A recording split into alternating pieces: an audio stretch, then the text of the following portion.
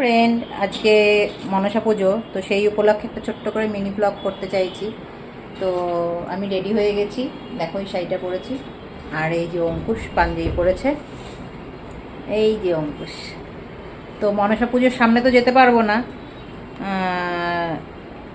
এমনি পুজোটা হয়ে যাওয়ার পর দেখাবো, তোমাদের সাথেও শেয়ার করব।